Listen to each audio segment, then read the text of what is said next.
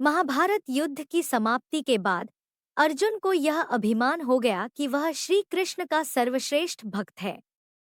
अर्जुन सोचता था, कन्हैया ने मेरा रथ चलाया, वह हमेशा मेरे साथ रहे, इसलिए मैं भगवान का सबसे बड़ा भक्त हूँ। लेकिन अर्जुन को यह नहीं पता था कि वह केवल भगवान के धर्म की स्थापना का माध्यम था। भगवान कृष्ण ने अर्जुन के अभिमान को तोड़ने का निर्णय लिया। उन्होंने एक परीक्षा का आयोजन करने का विचार किया, जिसमें अर्जुन को उनके असली स्थान का एहसास हो सके। इस परीक्षा का साक्षी बनाने के लिए भगवान कृष्ण ने अर्जुन को अपने साथ लिया। श्री कृष्ण और अर्जुन ने जोगियों का वेश धारण किया और वन में जाकर एक शेर पकड़ लिया। दोनों भगवान विष्णु के परम भक्त राजा मोरध्वज के द्वार पर पहुंचे। राजा मोरध्वज बहुत दानी और आवभगत वाले थे। अपने दर पर आए किसी को भी खाली हाथ और बिना भोज के जाने नहीं देते थे। जब राजा ने देखा कि दो साधु और एक सिंह दरवाजे पर खड़े हैं, तो वह नंगे पांव दौड़ते हुए द्वार पर आए। मोरध्वज ने भगवान के तेज से नतमस्तक होकर आतिथ्य स्वीकार करने का अनुरोध किया। भगवान कृष्ण ने कहा, हम आतिथ्य तभी स्वीकार करेंगे जब राजा हमारी शर्त मानेंगे। राजा ने जोश से कहा, आप जो भी कहेंगे स्वीकार है, मैं तैयार हूँ। भगवान कृष्ण ने कहा, हम तो ब्राह्मण हैं, कुछ भी खिला देना, लेकिन यह सिंह नरभक्षी है। तुम यदि अपने इकलौते बेटे को अपने हाथों से मारकर इसे खिला सको, तभी हम तुम्हारा आतिथ्य स्वीकार करेंगे। भगवान की शर्त सुनकर मोरध्वज के होश उड़ गए। वह सोचने लगे, यह कैसे संभव है। फिर भी राजा अपने आतिथ्य धर्म को नहीं छोड़ना चाहते थे। उन्होंने भगवान से कहा, प्रभु, मुझे मंजूर है, लेकिन मैं एक बार अपनी पत्नी से पूछ लूंगा। भगवान की अनुमति पाकर राजा महल में गए।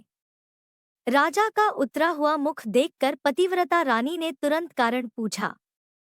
राजा ने जब सारा हाल बताया, तो रानी की आंखों से आंसू बह निकले। फिर भी रानी गर्व से बोली, आपकी आन पर मैं अपने सैकड़ों पुत्र न्योछावर कर सकती हूँ। आप साधुओं को आदरपूर्वक अंदर ले आइए। इस पर अर्जुन ने भगवान से पूछा, माधव, आपने यह क्या मांग लिया? कृष्ण बोले, अर्जुन, तुम शांत रहो और देखते जाओ। राजा मोरध्वज ने तीनों को आदरपूर्वक अंदर ले आया। भोजन की तैयारी शुरू हुई। राजा ने भगवान को 56 भोग परोसा। राजा का पुत्र, जिसका नाम रतन कंवर था, 3 साल का था। रतन अपने माता पिता का भक्त था। उसने भी हंसते हंसते अपने प्राण दे दिए। राजा और रानी ने अपने हाथों में आरी लेकर पुत्र के 2 टुकड़े किए और सिंह को परोस दिया। भगवान ने भोजन ग्रहण किया, लेकिन जब रानी ने पुत्र का आधा शरीर देखा, तो वह आंसू रोक न पाई। भगवान इस बात पर गुस्सा हो गए कि लड़के का एक टुकड़ा कैसे बच गया। भगवान रुष्ट होकर जाने लगे। राजा और रानी रुकने की मिन्नतें करने लगे। अर्जुन को यह एहसास हो गया कि भगवान मेरे ही गर्व को तोड़ने के लिए यह सब कर रहे हैं। वह स्वयं भगवान के पैरों में गिरकर विनती करने लगा, आपने मेरे झूठे मान को तोड़ दिया है। राजा रानी के बेटे को उनके ही हाथों से मरवा दिया और अब रूठ कर जा रहे हैं, यह उचित नहीं है। प्रभु, मुझे माफ करें और भक्त का कल्याण करें। तब भगवान कृष्ण ने अर्जुन का अभिमान तोड़ते हुए रानी से कहा, अपने पुत्र को आवाज दो। रानी ने सोचा, पुत्र तो मर चुका है, अब इसका क्या मतलब। फिर भी साधुओं की आज्ञा मानकर उसने पुत्र रतन कंवर को आवाज लगाई। मृत रतन कंवर, जिसका शरीर शेर ने खा लिया था, हंसते हुए आकर अपनी मां से लिपट गया। भगवान ने मोरध्वज और रानी को अपने विराट स्वरूप का दर्शन कराया। पूरे दरबार में वासुदेव कृष्ण की जय जयकार गूंजने लगी। भगवान के दर्शन पाकर मोरध्वज की आंखें भर आईं। वह भाव विभोर होकर रोने लगे। भगवान ने वरदान मांगने को कहा। राजा और रानी ने कहा, भगवान, एक ही वर दीजिए कि अपने भक्त की ऐसी कठोर परीक्षा न लीजिए जैसी आपने हमारी ली है। भगवान कृष्ण ने तथास्तु कहकर उन्हें आशीर्वाद दिया। इस प्रकार पूरे परिवार को मोक्ष मिला। अर्जुन ने यह सब देखकर भगवान की महिमा को समझा। उन्होंने महसूस किया कि गर्व केवल एक भ्रम है और सच्ची भक्ति में निस्वार्थता होनी चाहिए।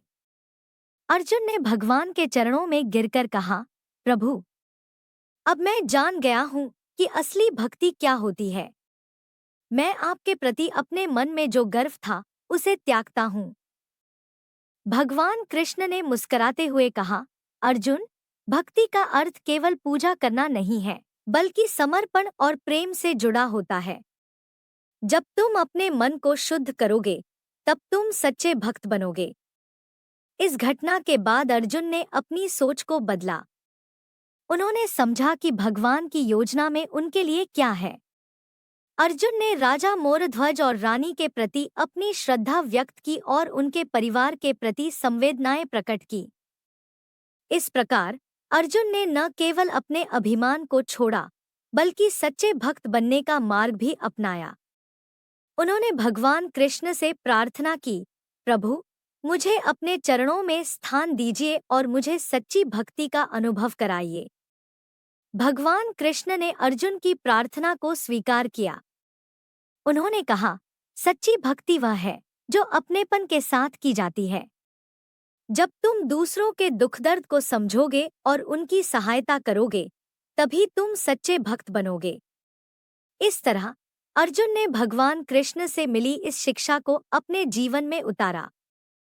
वह केवल स्वयं की भक्ति नहीं, बल्कि सभी जीवों के प्रति प्रेम और करुणा का उदाहरण बन गए।